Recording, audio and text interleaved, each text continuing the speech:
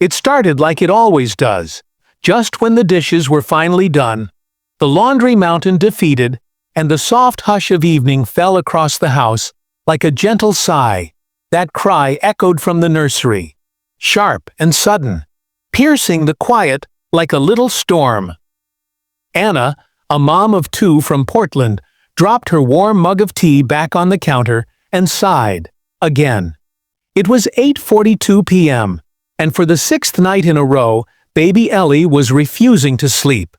And not just refusing, archback wailing, leg kicking, face red from crying chaos that would unravel any well-meaning bedtime plan. And Anna was exhausted. Like so many parents, she'd read the articles, listened to the podcasts, tried the fancy white noise machines and lavender lotions, but nothing seemed to work consistently. Until one night, out of sheer mental survival, she changed one thing. And that one change led to a bedtime breakthrough. See, here's the thing no one really tells you. Babies don't fight sleep because they hate it. They fight sleep because they're overstimulated, or underprepared, or missing cues. Their little brains haven't quite connected yet. What babies actually crave, deeply, biologically, is rhythm, safety, and predictability. That's where routines come in, and not just any routines, but those crafted with intention, grounded in science, and wrapped in love. So tonight, I'm taking you on a story-driven journey through real-life, tested bedtime routines that actually work. Not just for Anna and Ellie, but for families across the globe who've discovered the secret isn't perfection, it's pattern. Let's rewind to the beginning.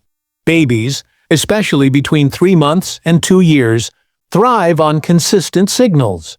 Their developing brains are flooded daily with new stimuli, voices, lights, textures, smells, feelings, and by evening, their sensory cup is overflowing. Without a calming pattern to guide them into rest, they're left wide-eyed, fussy, and unsure what comes next. The first trick is starting the routine early, before baby is overtired. Most babies do best when bedtime falls between 6:30 and 8 p.m., depending on naps and age. Miss that sleepy window, and you're dealing with cortisol-fueled meltdowns, not gentle yawns. So, the real routine starts 30 to 45 minutes before sleep time, with what we call the wind-down window. This is when you dim the lights in the house, lower your voice, and end stimulating activities.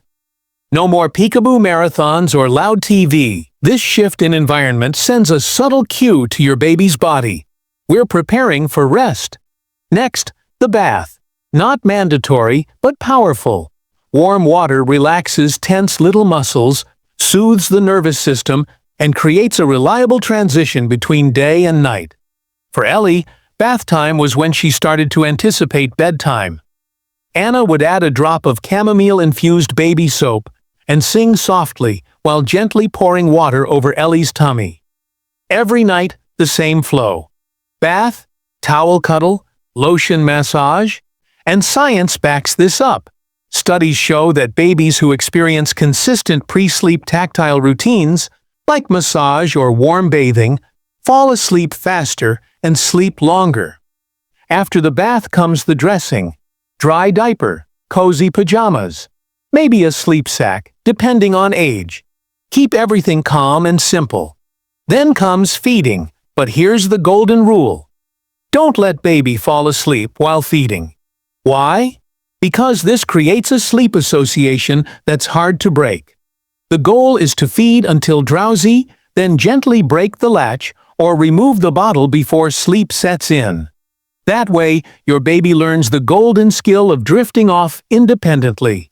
It might take a few nights, even weeks, but it's the bridge between endless rocking and restful, independent sleep. Now, the story or song. Choose 1 or 2 quiet bedtime books, or a lullaby. Nothing loud, nothing new. Repetition is your best friend here. Babies adore familiarity because it gives them emotional safety. Every time Ellie heard the soft lilt of Twinkle Twinkle after her book, her eyes would glaze with sleepiness. She knew what came next. And here's something beautiful. These moments, these nightly rituals, become anchors not just for babies, but for us too. They're quiet reminders in a noisy world that sometimes love looks like a story you've read 100 times or a hum you've sung since their first week home. Finally, the good night ritual. Pick a simple phrase and use it consistently.